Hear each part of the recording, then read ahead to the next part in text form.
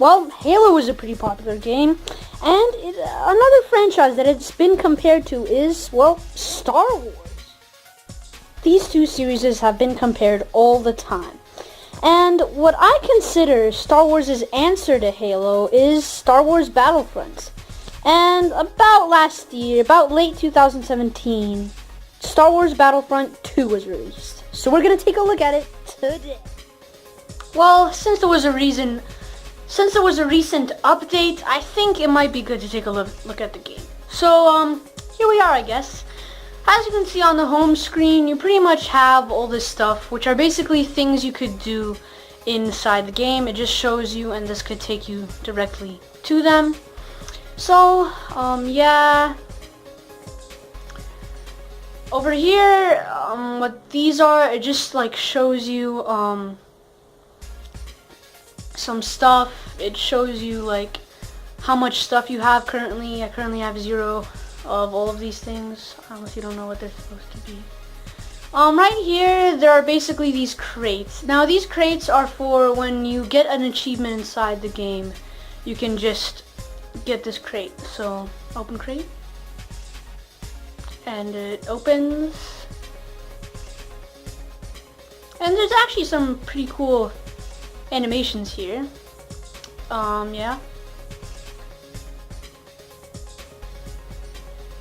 Yeah, so you pretty much just win like other characters or other stuff you could play with inside the game. So that's pretty cool. I kinda like the crate features. Now let's go to play. As you can see, there are 3 options for what you can play. The campaign is pretty much the story mode, and now this story mode is a little bit interesting because it's told from an imperial perspective, which I think is pretty cool and is a little bit different from what we've been getting from the movies. So yeah, and this game is also a part of Disney's new canon for Star Wars. They're starting to bring in new things into the canon, and this is a part of it actually. Multiplayer, this is basically where you could either play online or with robots and stuff. I'm just gonna go over everything that's here. Heroes versus villains is basically where you could choose a side, which will be Imperial or the light side or the dark side, and you get to fight either dark side people or light side people in a certain arena. But you need the PS4. You need PS Plus in order to do that. Now for Assault. Now Assault is basically where you could play as a certain vehicle and sometimes people, and these are basically with other players too. This is also online. So with these other players, what you guys do basically is assault a place. So this Starfighter place is probably like, it's assaulting like either a light side base or something like that. You guys basically just attack the other team with other players. Unlike these ones where you're on a team and it's with like other people and you guys are fighting against each other, but it's other players. This one is just other players fighting against computers.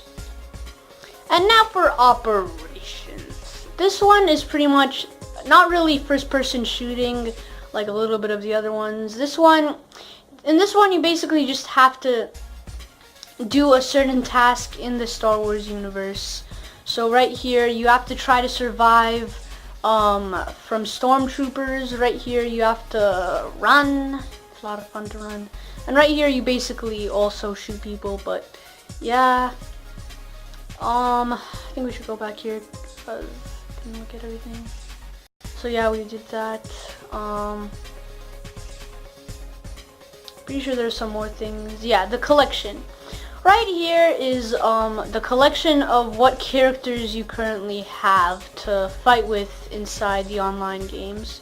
Because you could basically select a character that you could fight with, and once that character dies, you could select a different character. So yeah, it could either be for the light side or the dark side. It depends on what side you choose to be on for that game. So if you choose to be the light side, you get to play as all your light side people. But if you choose the dark side, you get to play as all your dark side people. So yeah. There are also ships you could do for the assaults. As you can see, they're pretty cool. There are 2 Millennium Falcons. I don't think they're that different. It's only the plate thing that's different. So yeah, that is pretty cool. There are different classes for the characters, for like what kind of character they sort of are for each character, and it basically like determines how they fight and stuff. For example, Assault would normally want to kill people. Heavy is when you hold like a heavy weapon and do like a ranged attack. Officer is pretty much defense, probably, you know, it kind of defends people. Wait, no, actually, Specialist is pretty powerful. It's basically a lot of equipment, a lot of guns, and it's just a lot of gear and stuff. And yeah, there's Officer, which is defense, and there's also Enforcer, which is basically fighting. This is also fighting like the Assault, only this one isn't like on a certain team assaulting people. Aerial, this basically does aerial attacks to multiple enemies at the same time. There's Armor, which this is basically something you could drop to protect you. There's Speeder, which makes you go fast. Now we're getting into the ships. So this Armor, it's basically like a tank, so it protects you inside, but you can still shoot with it. A Speeder is something that you can go fast with. Artillery. Now this kinda is basically a giant sort of Trojan horse type thing. As you can see, this is an AT-AT that they're using as an example. You basically use this to attack people from a high place. There's a Fighter, which is pretty much just normal shooting people. Please don't make fun of me in the comments. Whatever this name is that I cannot pronounce, I'm sorry. That could basically do pretty much the same thing as these, only it's slightly different. There's a Bomber, which throws big bombs, which also does an aerial attack.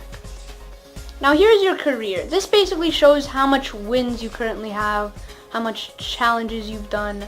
Yeah, so as you can see, for the campaign, it shows you how much of the story you've completed and stuff like that.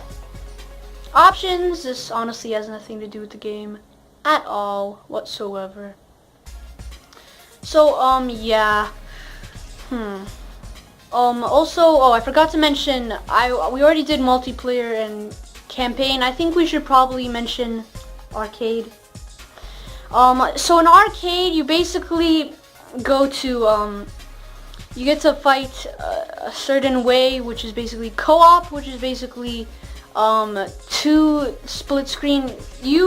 This is basically in person split screen playing. So the screen will turn to split, and you need 2 people for this, 2 controllers. So if you're by yourself, you can't really do this.